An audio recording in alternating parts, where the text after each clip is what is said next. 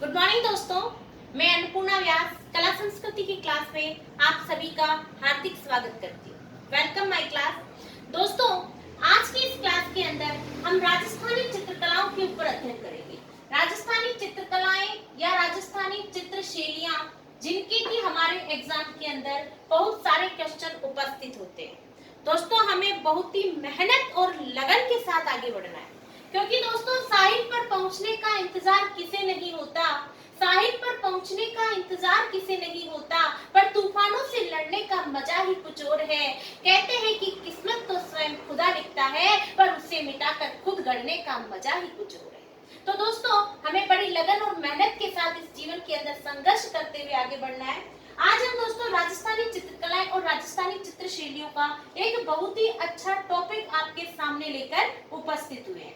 दोस्तों, राजस्थानी चित्रकलाओं का अध्ययन करने से पहले कुछ छोटी छोटी महत्वपूर्ण बातें जिनकी जानकारियां हमें होना बहुत जरूरी है, वो आपके एग्जाम में भी उनके ऊपर क्वेश्चन उपस्थित होते हैं। आइए दोस्तों, मेरे साथ एक स्टार्टिंग से एक नई शुरुआत करते हैं कि राजस्थान के एक बहुत ही इंपॉर्टेंट लाइन जो कि हमारे एग्जाम में पूछी जाती है, राजस्थान के इतिहास का, राजस्थान के इतिहास का व्यवस्थित रूप से अध्ययन, राजस्थान के इतिहास का व्यवस्थित रूप से अध्ययन किसने किया?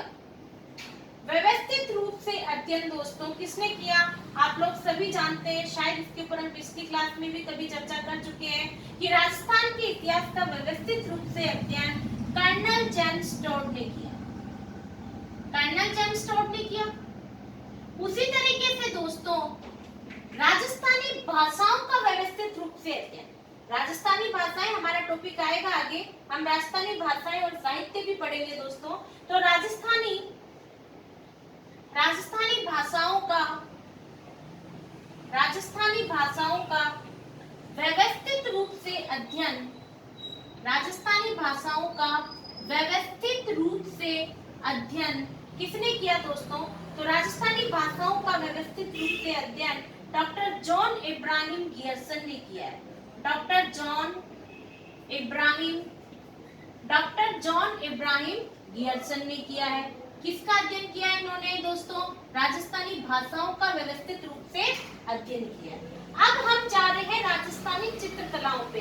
तो जिस तरीके से राजस्थान के इतिहास का पूर्ण रूप से व्यवस्थित रूप से अध्ययन कर्नल जेम्स टोड ने किया है, उसी तरीके से राजस्थानी भाषाओं का व्यवस्थित रूप से अध्ययन जॉन इब्राहिम गियर्सन ने किया है। वैसे ही राजस्थानी चित्रकलाओं का, राजस्थानी चित्रकलाओं का व्यवस्थित रूप से अध्ययन, राजस्थानी चित्रकलाओं का, राजस्थानी चित्रकलाओं का व्यवस्थित रूप से अध्ययन, व्यवस्थित रूप से अध्ययन डॉक्टर आनंद कुमार स्वामी ने किया है। डॉक्टर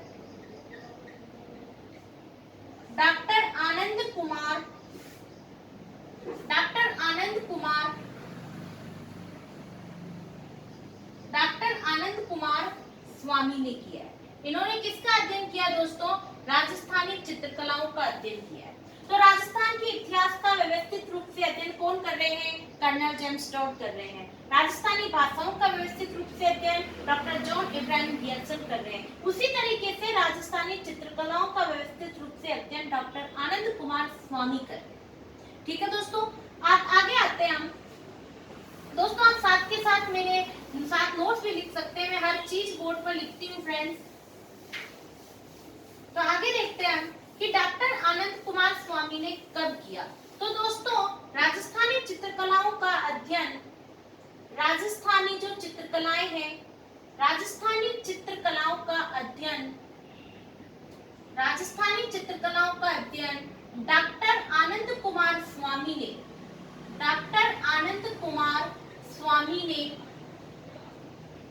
1916 ईस्वी के अंदर, 1916 ईस्वी के अंदर एक अपनी पुस्तक है राजपूत पेंटिंग, राजपूत पेंटिंग नाम की अपनी एक पुस्तक लिखी इन्होंने। राजपूत पेंटिंग नामक एक पुस्तक के अंदर इन्होंने राजस्थानी चित्रकलाओं के बारे में अध्ययन किया या इसकी जानकारी दी। अब दोस्तों, आपके मन में एक सवाल उठक हो रहा होगा कि आखिर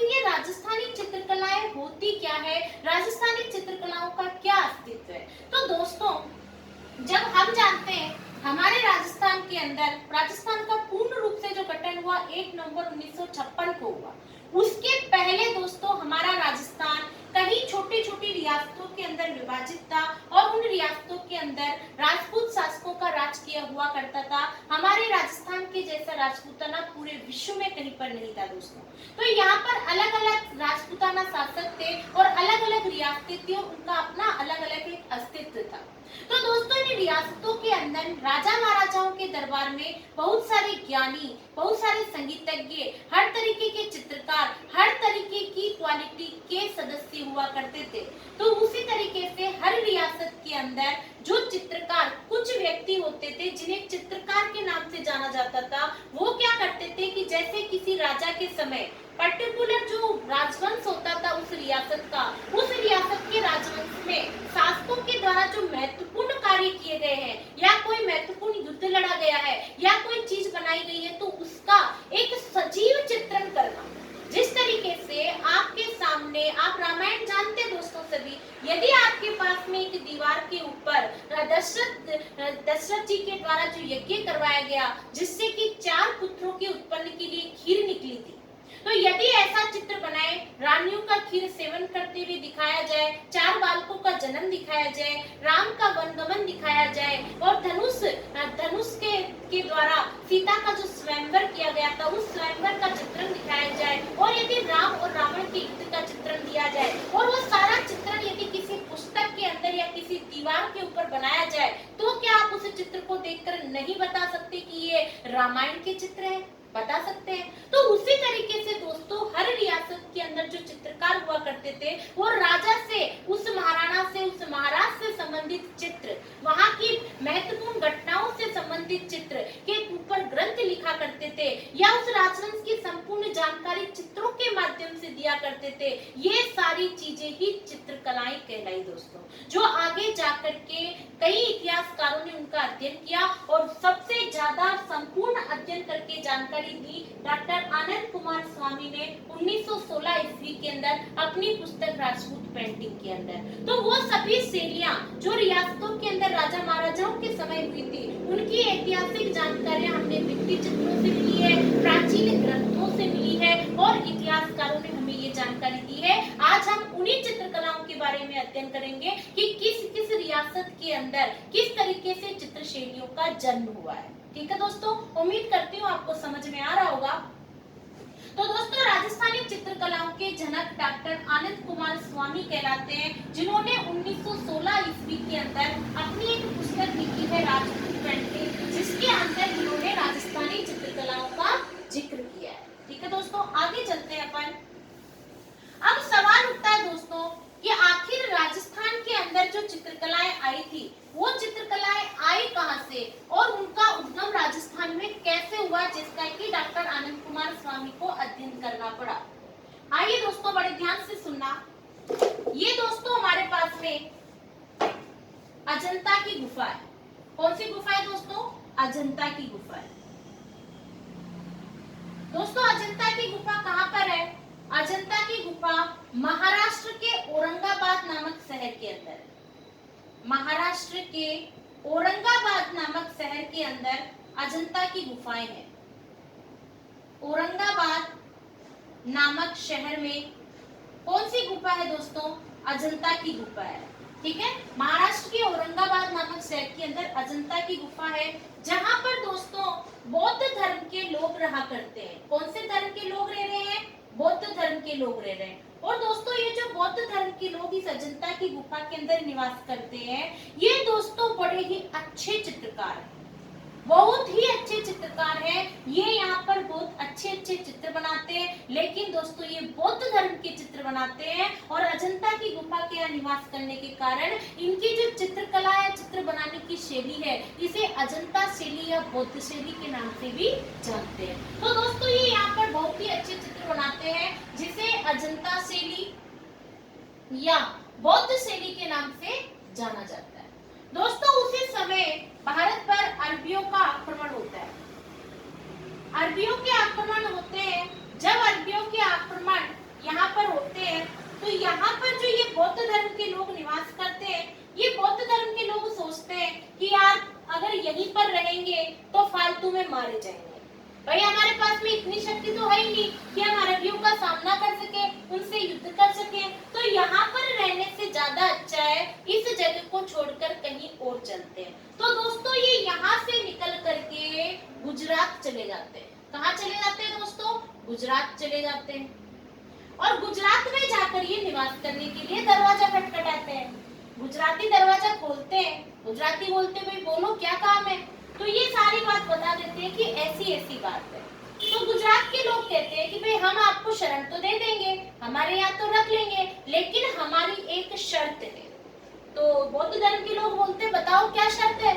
तो ये गुजरात के लोग कहते हैं कि भाई हम लोग तो जैन धर्म को मानते हैं, हम बौद्ध धर्म को नहीं मानते हैं। हम जैन धर्म को मानते हैं, इसलिए हमारा अनुरोध है कि आप हमारे लिए हमारे यहाँ पर जैन धर्म के चित्र बनाएं। इन्होंने सोचा यार जगह बदलने से या किसी और धर्म के चित्र बनाने से हमारा धर्म परिवर्तन थोड़ी ना हो जाएगा। हमें बौद्ध धर्म के तो चित्र आते ही हैं, क्यों ना हम जैन धर्म के चित्र भी सीख लें।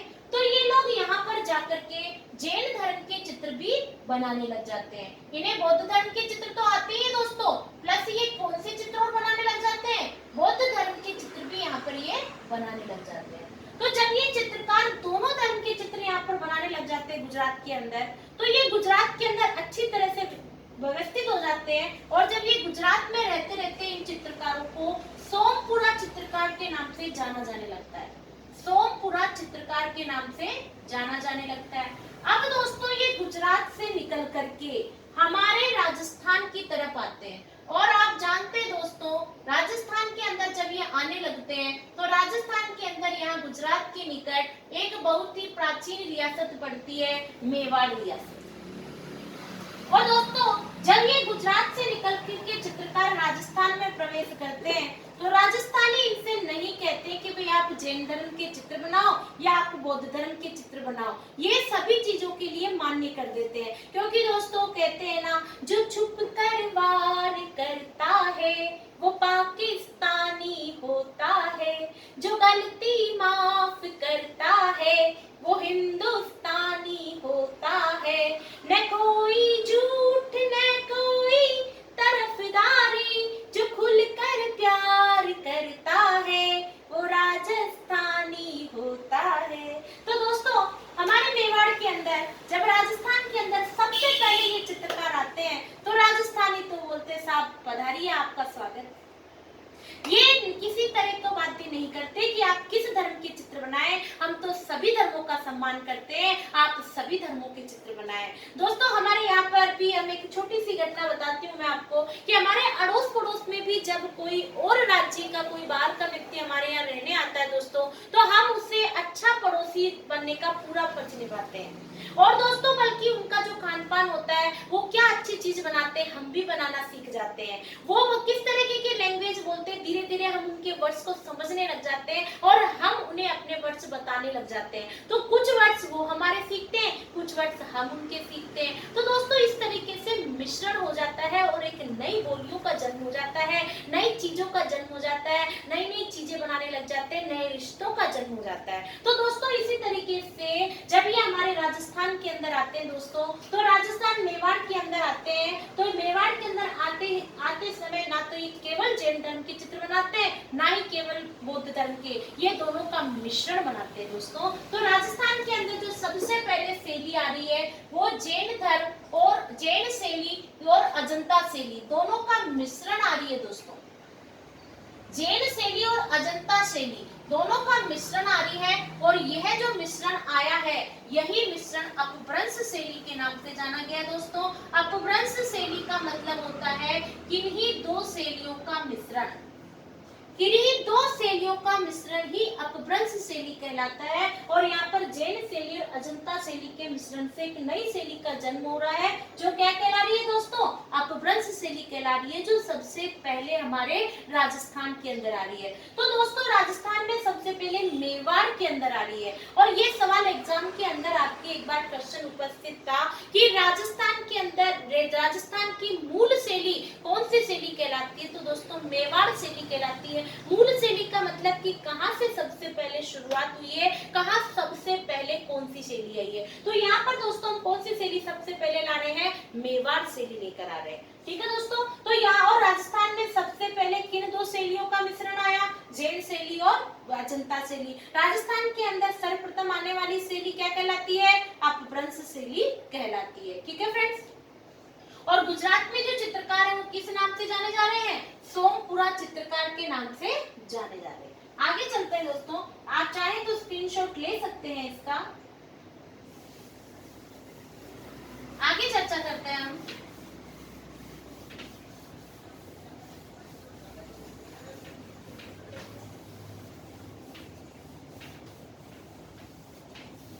अब देखिए, अब इस तरीके से राजस्थान के अंदर चित्र शैलियां आई। तो ये जो सबसे पहले अपभ्रंश शैली आई थी दोस्तों, यह अपभ्रंश शैली राजस्थान के अंदर 12वीं शताब्दी के आसपास आई, ऐसा बताया जाता है। कौन सी शताब्दी के आसपास, 12वीं शताब्दी के आसपास आई थी।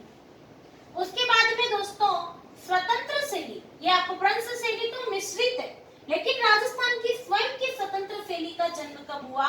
स्वतंत्र शैली का आगमन राजस्थान में 15वीं शताब्दी के आसपास बताया जाता है। 15वीं शताब्दी के आसपास ही स्वतंत्र शैली का आगमन बताया जाता है। और उसके बाद दोस्तों राजस्थानी चित्रकलाओं का या राजस्थानी शैलियों का जो स्वर्णकाल बताया गया है, राजस्थानी चित्र शैलियों का स्वर्णकाल जो बताया गया है दोस्तों, ये राजस्थानी चित्र शैलियों का स्वर्णकाल आपके 17वीं व 18वीं शताब्दी के आसपास बताया गया है। 17वीं व 18वीं शताब्दी के आसपास बताया गया है।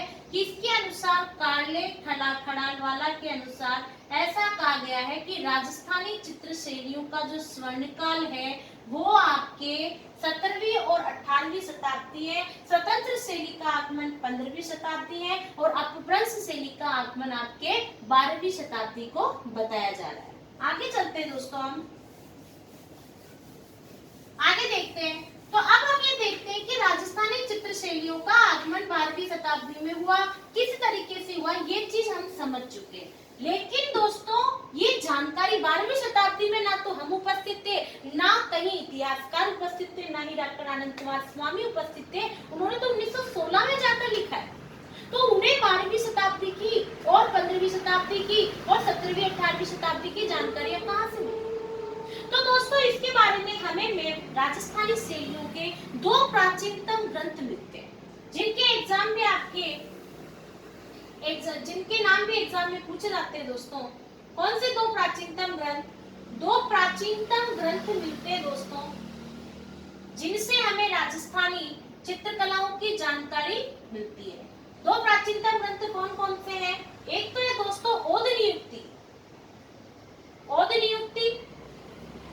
और एक है दोस्तों दशरेखातिक सूत्री।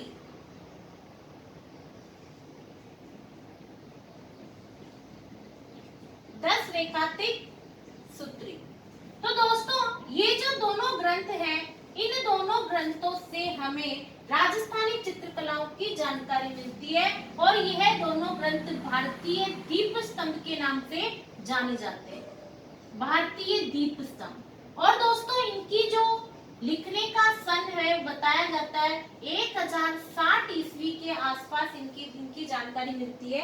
ये 1060 ईस्वी के अंदर लिखे गए हैं। और दोस्तों दशरेखातिक सूत्री और ओद नियुक्ति वृत्ति जो हमारे पास में दो प्राचीनतम ग्रंथ हैं, ये दोनों ही ग्रंथ जैसलमेर दुर्ग के अंदर सुरक्षित रखे हुए, जैसलमेर दुर्ग में सुरक्षित रखे हुए। कौन से दुर्ग में सुरक्षित रखे हुए हैं, जैसलमेर दुर्ग के अंदर ही ये सुरक्षित रखे हुए हैं। ठीक है दोस्तों, ये हमारे राजस्थान चित्र शैलियों के दो प्राचीनतम ग्रंथ हैं जिनसे हमें जानकारी मिलती है। ये दोनों ही भारतीय दीप स्तंभ कहलाते हैं दोस्तों, और ये 1060 ईस्वी के अंदर रचित है और ये जैसलमेर दुर्ग के अंदर सुरक्षित रखे हुए हैं। आगे चलते हैं दोस्तों, इसी के साथ में ये दो ग्रंथ जानकारी देते हैं। इसके अलावा भी दोस्तों हमें कुछ प्राचीनतम अवशेष प्राप्त हुए हैं और उन अवशेषों से हमें राजस्थानी चित्रशैलियों की जानकारियां मिलती है। तो दोस्तों और प्राचीनतम अवशेष कौन कौन से हमारे पास में जो प्राचीनतम अवशेष प्राप्त हुए हैं उनमें सबसे पहले देखते हैं दोस्तों हम कोटा के अंदर, कोटा में आलनिया नदी के किनारे, कोटा में आलुनिया नदी के किनारे, आलुनिया नदी के किनारे चट्टानेश्वर महादेव मंदिर है।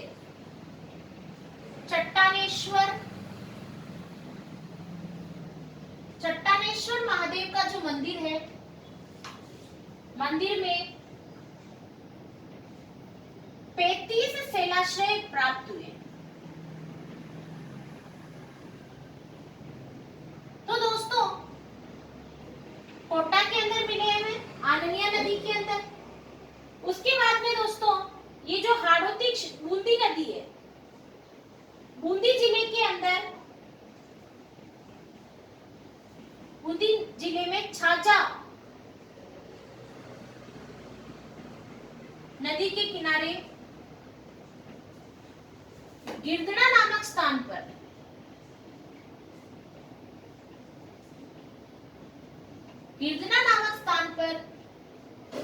हमें शेर चित्र प्राप्त हुए। क्या प्राप्त हुए? गिरदड़ा नामक स्थान पर शेर चित्र प्राप्त हुए। ये जो चित्र प्राप्त हुए ना दोस्तों, ये बर्ड राइडर रॉक के नाम से जाने जाते हैं। बर्ड राइडर रॉक के नाम से जाने जाते हैं। तो ये प्राचीनतम हमें अवशेष प्राप्त हुए हैं। आप सोच रहे होंगे कि इन अवशेषों से हमें कैसे पता चला।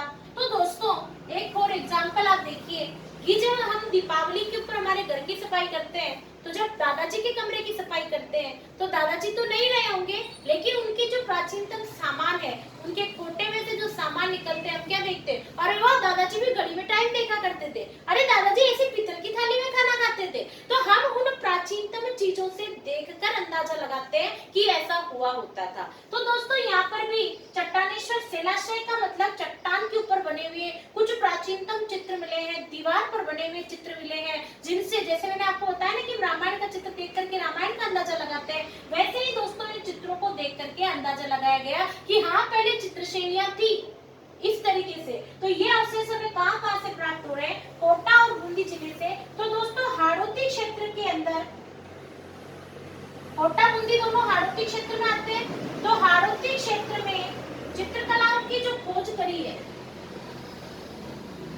चित्रकलाओं की खोज का श्रेय, चित्रकलाओं की खोज का श्रेय पंडित जगत नारायण व श्री विष्णुधर वाकणकर को जाता है। पंडित जगत नारायण व विष्णु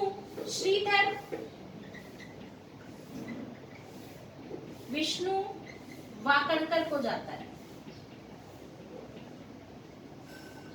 ठीक है दोस्तों, तो ये चीजें हमें ध्यान में रखनी है कि हमें कोटा के अंदर आलुनिया नदी के किनारे से भी शेर चित्र प्राप्त हुए हैं। बूंदी जिले के अंदर छाजा नदी के किनारे से भी हमें शेर चित्र प्राप्त हुए हैं, जो कि बर्ड राइडर रॉक के नाम से भी जाने जाते हैं। और हाड़ौती क्षेत्र के अंदर पंडित जगत नारायण और वाकणकर जी ने ही इसकी खोज करी। ठीक है दोस्तों, और भी हमें शेर चित्र प्राप्त हुए हैं, जैसे कि सवाई माधोपुर के अंदर अमरेश्वर और भोलेश्वर नामक स्थानों से हमें चित्र प्राप्त हुए हैं। भरतपुर के अंदर दर्र से, ठीक है, और जयपुर में विराटनगर और पुष्कर में अगस्त्य मुनि की गुफा से। तो दोस्तों ये भी हमें कुछ प्राप्त हुए हैं, जैसे कि सवाई माधोपुर के अंदर आप लिख सकते हैं, सवाई माधोपुर में अमरेश्वर और आपके भरतपुर के अंदर दोस्तों दर्र, भरतपुर में दर्र नामक स्थान से, जयपुर में विराटनगर से और पुष्कर के अंदर अगस्त्य मुनि की गुफा से। तो दोस्तों इस तरीके से हमें यहाँ से भी शेर चित्र या चित्रकलाओं की जानकारी मिलती है। तो दोस्तों ये जो प्राचीनतम अवशेष है, इन सब से हमें चित्रकलाओं की जानकारी प्राप्त हो रही है।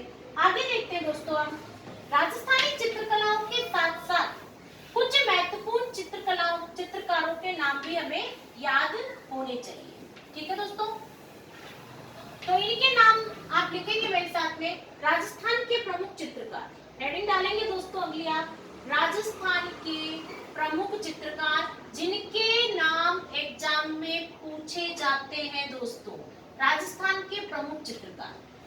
तो राजस्थान के प्रमुख चित्रकारों में सबसे पहले देखते हैं दोस्तों हम भूर सिंह शेखावत। भूर सिंह जी शेखावत को देखते हैं। ये जो भूर सिंह जी शेखावत है दोस्तों, ये आपके बीकानेर के रहने वाले हैं। कहाँ के रहने वाले हैं? बीकानेर के रहने वाले हैं। और दोस्तों ये गाँव के चितेरा, चित्रकारों को चितेरा नाम दे रहे हैं, यह आपके गाँवों के चितेरा कहलाते हैं। किसके चितेरा कहलाते हैं दोस्तों? गाँवों के चितेरा के नाम से यह जाने जाते हैं। उसके बाद में देखते हैं दोस्तों गोवर्धन लाल बाबा। गोवर्धन लाल बाबा, ये जो गोवर्धन लाल बाबा है दोस्तों, ये आपके कांकरोली राजसमंद के हैं। कांकरोली राजसमंद, ये कांकरोली राजसमंद के रहने वाले हैं दोस्तों। और ये जो है ये आपके भीलों के चितेरा कहलाते हैं। किसके चितेरा कहलाते हैं? भीलों के चितेरा कहलाते हैं। उसी के साथ में दोस्तों परमानंद चोयल। परमानंद चोयल, ये आपके भैंसों के चितेरा कहलाते हैं। परमानंद चोयल कोटा के रहने वाले हैं और इनकी कर्मस्थली उदयपुर बताई जाती है। दोस्तों ये आपके भैंसों के चितेरा कहलाते हैं।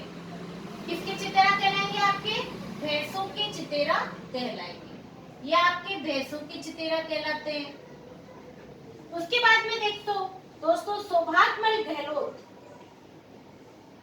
सौभाग्यमल गहलोत, ये जो सौभाग्यमल गहलोत जी है, ये है दोस्तों आपके नीड़ के चितेरा कहलाते हैं। किसके चितेरा कहलाते हैं? नीड़ के चितेरा। उसके बाद में दोस्तों जगमोहन माथोड़िया। इनके नाम बहुत ही महत्वपूर्ण है, एग्जाम में पूछे जाते हैं दोस्तों। नाम जगमोहन माथोड़िया, ये आपके स्वान के चितेरा कहलाते हैं। स्वान के चितेरा, ये स्वान के चितेरा कहलाते हैं दोस्तों। इसके बाद में आपके कैलाश चंद्र त्रिवेदी।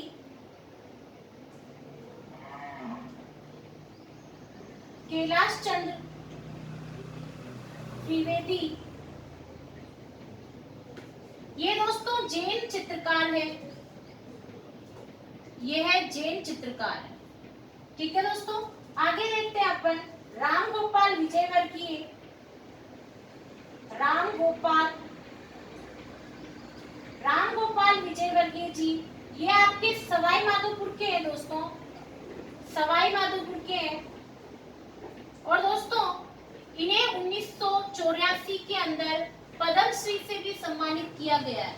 इन्होंने एकल चित्र प्रदर्शनी लगाई थी। और एक और महत्वपूर्ण नाम आता है दोस्तों डॉक्टर बीरबाला भावसर। उनका नाम लिख सकते हैं आप, डॉक्टर बीरबाला भावसर।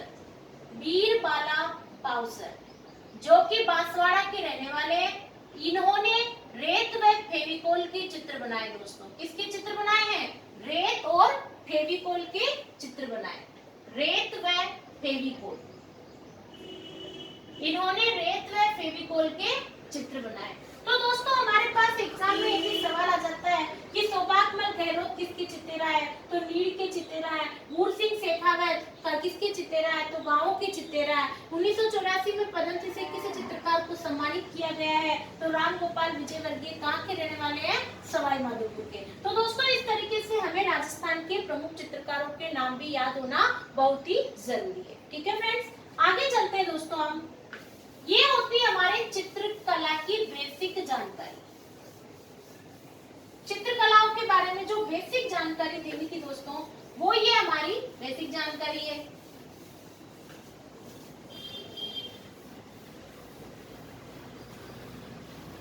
अब देखते हैं दोस्तों हम भौगोलिक आधार के ऊपर। भौगोलिक आधार पर जो आपकी चित्रकलाएं हैं, उन्हें दोस्तों 4 स्कूलों में विभाजित, स्कूलों का मतलब है गढ़, कि पर्टिकुलर विरासत से संबंधित चित्र शैलियां। बताती हूँ मैं आपको भी। आधार पर चित्रकलाएं 4 स्कूलों में विभाजित की गई है। दोस्तों क्या हुआ था, अब जब चित्रकलाओं की खोज करी जा रही थी तो दोस्तों मेवाड़ क्षेत्र के अंदर ही 3-4 जगह से हमें अलग अलग चित्र शैलियां प्राप्त हुई। उसी तरीके से मारवाड़ से भी मिली, उसी तरीके से हाड़ौती क्षेत्र से भी मिली। तो दोस्तों अलग अलग शहर के नाम से हम उन्हें जानेंगे या अलग अलग क्षेत्र के नाम से पढ़ेंगे तो थोड़ा सा कॉम्प्लिकेटेड हो जाएगा। इसलिए इतिहासकारों ने क्या किया कि इन्हें 4 भागों पर्टिकुलर स्कूलों में विभाजित कर दिया। कि जैसे मेवाड़ स्कूल नाम दे दिया मेवाड़गढ़, तो मेवाड़गढ़ के अंदर कितने प्रकार की चित्र शैलियां मिली, 4 प्रकार की। और उसके आसपास क्षेत्र, जिस क्षेत्र में मिली जहां से उसका नाम रखना जरूरी था, उनके अलग अलग नाम रख दिए गए। तो दोस्तों देखते हैं किस तरीके से 4 स्कूलों में विभाजित किया। जैसे कि मेवाड़ स्कूल, 4 स्कूलें बनाई गई। Mewar school, Marwar school, Mewar school, Marwar school, Hadoti school, आप पहले ढूंढाड़ भी लिख सकते हो, ढूंढाड़ स्कूल और हाड़ौती स्कूल। इस तरीके से दोस्तों ये 4 स्कूलों में विभाजित हुई। अब मेवाड़ शैली के अंदर 4 शैलियां कौन कौन सी मिली हमें, सबसे पहले लिखेंगे हम उदयपुर शैली, उदयपुर शैली। उसके बाद में दोस्तों नाथद्वारा शैली,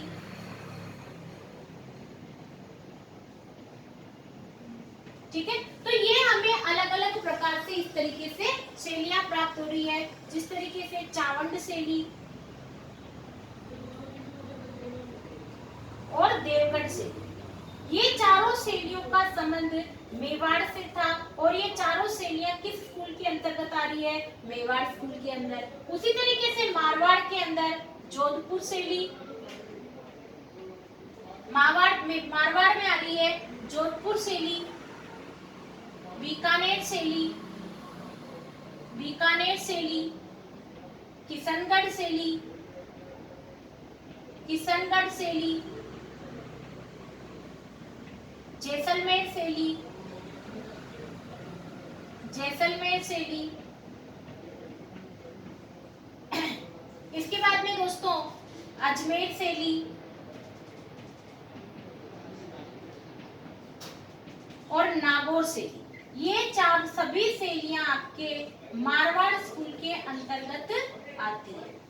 आगे देखते दोस्तों ढूंढाड़ के अंदर, ढूंढाड़ में देखेंगे आप जयपुर शैली,